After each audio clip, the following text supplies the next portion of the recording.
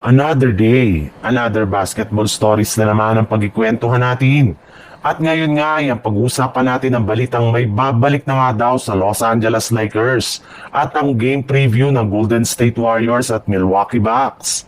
Pagkatapos nga na maipanalo ng Los Angeles Lakers ang kanilang game laban sa Minnesota Timberwolves, ay didiretso na nga ang kanilang team sa lugar ng Memphis para kalabanin ang kupunan ng Grizzlies sa kanilang unang game sa NBA Cup. At bago pa man magsimula ang kanilang game ay inanunsyo na nga na malaki nga daw ang tsansa na makapaglaro at makabalik na dito si Marcus Smart matapos siyang mawala sa kanilang nakalipas na dalawang laro.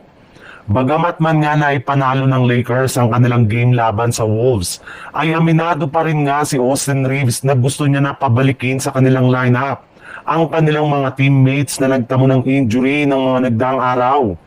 Gusto nga niya na mabuo at makumpleto na ang kanilang lineup as soon as possible upang sa ganun ay mas maging madali para sa kanilang team na makakuha ng panalo.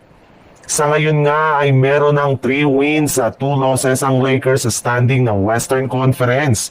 At kung gusto nila na makaangat pa ay kailangan nga nila na pabalikin na ang kanilang mga key players. Sa ibang balita naman, kakalabanin na nga po ngayong araw ng Golden State Warriors ang kupunan ng Milwaukee Bucks sa loob ng First Serve Forum. Meaning, hawak nga ng Bucks ang home court advantage ng kanilang bakbakan. Ngunit sa kabila nga niya ay nananatili pa rin ang yamado dito ang Golden State Warriors since sila rin naman nga daw ang mas malakas na kupunan. Bago rin nga magsimula ang kanilang laban ay inanunsyo na nga ng Golden State Warriors na maglalaro dito ang lahat ng kanilang mga players maliban na lang kay DeAnthony Milton.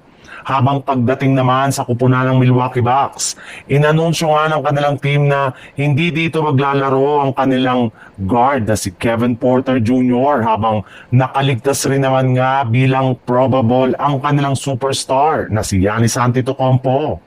Pero sa kabila nga ng pagiging yamado dito ng Warriors, ay hindi pa rin nga sila pwedeng mag-relax since maaari pa rin naman nga sila na matalo kapag hindi nila maayos na nabantayan si Giannis Antetokounmpo.